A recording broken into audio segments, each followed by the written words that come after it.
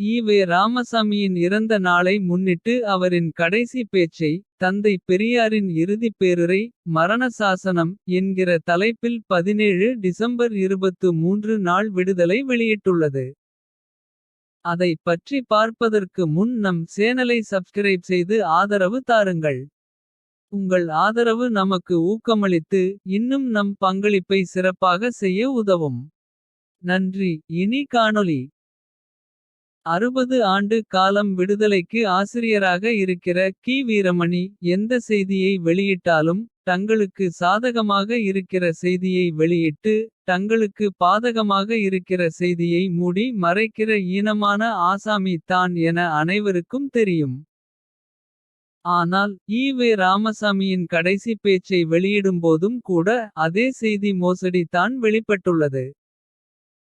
ஈ.வே. ராமசாமியின் கடைசி பேச்சை கூட. உள்ளது உள்ளபடி வெளியிடுகிற திராணியற்றவராக தான் கி. வீரமணி இருக்கிறார். கி. வீரமணியின் விடுதலை வெளியிட்டுள்ள ஈ.வே. ராமசாமியின் கடைசி பேச்சில். கம்யூனிஸ்ட்கள் குறித்தும் திமுக குறித்து பேசிய 21ஆம் பக்க பேச்சையும் மூடி மறைத்துள்ளார்கள். ஈ.வே. ராமசாமி விஷயத்திலேயே இத்தகைய பித்தலாட்டம் என்றால். பிற விஷயத்தில் எப்படி இருக்கும்.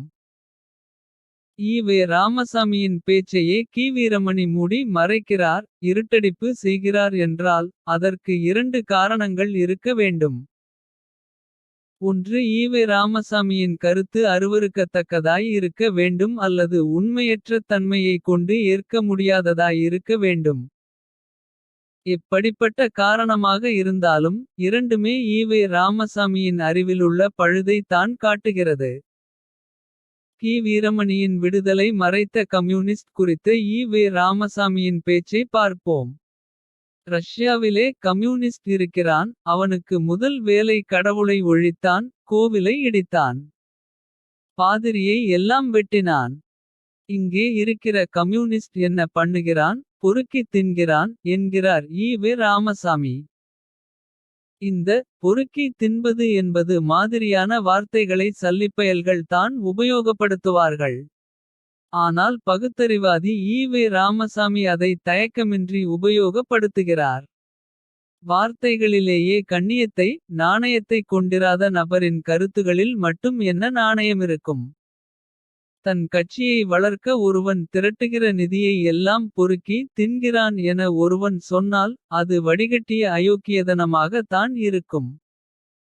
இங்கே எந்த கட்சி தான் நிதி திரட்டவில்லை. அந்த வகையில் பார்த்தால் ஈ.வே. ராமசாமியும் பொறுக்கி தின்றவர் தானே. நிதி திரட்டி இயக்கம் நடத்தியவர் தான். இந்த உண்மையை உணர்ந்ததால் தான் கி. வீரமணி அந்த செய்தியை பிரசுரிக்கவில்லை போலும். ஒரு வகையில் கி. வீரமணியும் நிதி திரட்டியவர் தான். ஈ.வே. ராமசாமியின் பாஷையில் சொன்னால் பொறுக்கி தின்றவர் தானே. அதுவும் யாரிடம். ஒரு பாதிரியாரிடம். மார்ச் 4 2016 நாள் விடுதலையில் வந்த நன்கொடை செய்தி இது. கிறிஸ்தவ பேராயர் எஸ்ரா சர்க்குணம். திருச்சி சிறுகனூரில் 2016ஆம் ஆண்டு மார்ச் 19, 20 தேதிகளில் நடந்த திராவிடர் கழக மாநாட்டிற்காக.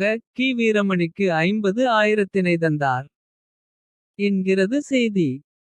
இதை வைத்து கி. வீரமணி கிறிஸ்தவர்களிடம் பொறுக்கி தின்று. பாதிரியார்களால் நடத்தப்பட்ட பாலியல் வன்கொடுமைகளை மூடி மறைக்கிறார் என சொல்லலாமா. ஆக பொறுக்கி தின்கிற என்கிற ஈ.வே. ராமசாமியின் வார்த்தை. தீக்க ஆசாமிகளாலேயே ஜீரணிக்க இயலாததாலேயே அவை மூடி மறைக்கப்பட்டுள்ளது. அடுத்ததாக கி. வீரமணியின் விடுதலை மறைத்தது. பா.ஜ.க. தலைவர் அண்ணாமலையால் பிரபலமான 21ஆம் பக்க சேதி. விடுதலை மூடி மறைத்த ஈ.வே. ராமசாமியின் பேச்சை பார்ப்போம். நாதி இல்லையே. சொல்றதற்கு ஆள் இல்லையே. சிந்திக்க ஆள் இல்லையே. ஒரு ஓட்டுக்கு என்னென்ன கொடுக்கிறான். பெண்டாட்டியை தவிர மட்டதை எல்லாம் கொடுக்கிறானே ஓட்டு வாங்குவதற்கு. இதற்கு கவலையே படமாட்டேன் என்கிறானே. முன்னேற்ற கழகத்துக்காரன் மற்றவனை எல்லாம் என்னை எல்லாம் வைவான். இவனுக்கு என்ன கேடு. இந்த வேலையை ஏன் பண்ணிக்கிட்டு இருக்கிறான் என்று. அவனுக்கு ஓட்டுதான் பெரிது. அவன் பெண்டாட்டி பிள்ளையைப் பற்றி அவனுக்கு கவலை இல்லை. இன்னும் கொஞ்ச நாள் போனால் வழக்கத்தில் வந்துவிடும். பெண்டாட்டியை கூட கொடுத்து ஓட்டு வாங்குகிறார் போல். ஏனென்றால் அந்த உத்தியோகமும் அந்த பதவியும் அவ்வளவு உயர்வாய் போச்சு. இது தான் விடுதலை பிரசுரிக்காமல் ஒழித்து வைத்தது. பெரும்பாலான தீக்க ஆசாமிகள் ஈவே ராமசாமி மீதான விமர்சனங்களை சந்திக்கிறபோது. முழுமையாக ஈவே ராமசாமி பேசியதை கூறாமல் அங்கொன்றும் இங்கொன்றுமாக இருப்பதை வெளியிட்டு. ஈவே ராமசாமி கூறியதை இருட்டடிப்பு செய்கிறார்கள் என ஒப்பாரி வைப்பார்கள். அதனையே தானே கி. வீரமணியும் செய்கிறார். அவரே ஈவே ராமசாமியின் ஒரு பேச்சை அங்கொன்றும் இங்கொன்றுமாக இருந்து எடுத்து வெளியிடுகிறாரே. ஈவே ராமசாமி கூறியது அயோக்கியத்தனமாக தெரிவதாலா. சொந்த புத்தியில் சிந்திக்கிற ஒவ்வொருவனுக்கும் ஈவே ராமசாமி. முன்னேற்றக் கழகக்காரன் குறித்து கூறியதை அயோக்கியத்தனம் என தான் சொல்வான். காரணம் உனக்கு அரசியல் கட்சிகளின் யோக்கியதை மேல் கோபமோ. எரிச்சலோ இருந்தால் அவர்களை விமர்சி. அதை விடுத்து அவர்களின் பொண்டாட்டிகளை இழுப்பது. கூட்டிக் கொடுப்பான் என்று சொல்வது எல்லாம் நாணயமுள்ள மனிதரிடமிருந்து வரக்கூடிய வார்த்தைகளே அல்ல. நமக்கு யாரென்றே தெரியாத யாரோக்களின் மனைவிமார்களை இவ்வாறாக பேசுவது.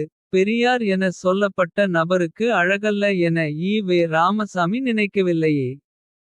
இது ஒருவிதமான மன வக்கீரம் தானே. மனைவியை வைத்து காரியம் சாதித்தவன் என சொல்வது எவ்வளவு பெரிய அபாண்டம். வன்மம் பெண் சமூகத்தையே இழிவுபடுத்துகிற.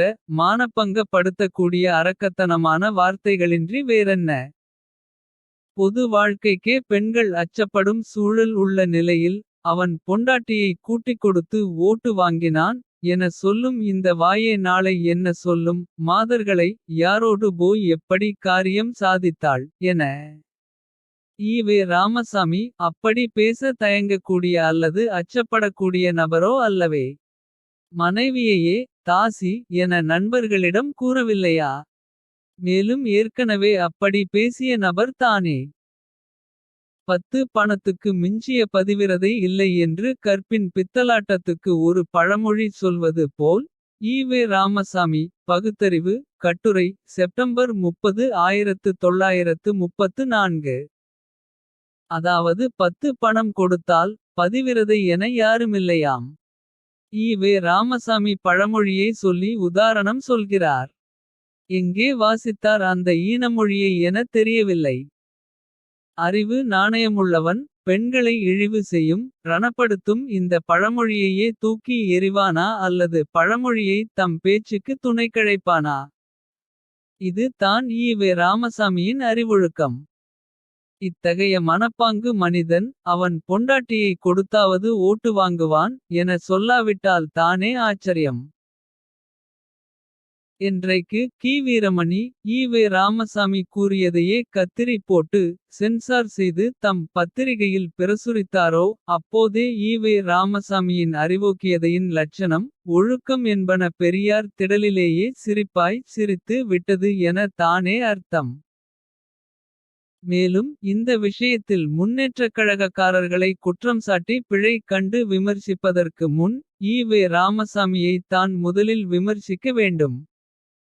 காரணம் உங்களிடம் தானே அவர்கள் சுயமரியாதை கற்றார்கள். உங்களிடம் கற்றும் ஒருவன் மானங்கெட்டு போகிறான் என்றால். நீங்கள் கற்று தந்த சுயமரியாதை பாடம் சரியில்லை என தானே அர்த்தம். நல்லது செய்து அவர்கள் நல்ல பெயர் சம்பாதிக்கும்போது. பெரியார் கற்றுத்தந்தது என நீங்கள் அகமகிழ்வது போல் ஈனத்தனம் செய்தால். அதற்கும் ஈவே ராமசாமிதானே பொறுப்பாளி. ஈவே ராமசாமி கற்று தந்த பகுத்தறிவும் போலியாக இருந்தது. பெண்ணியமும் போலியாக இருந்தது. இதோ சுயமரியாதை மட்டும் மெய்யானதாகவாக இருக்கும்.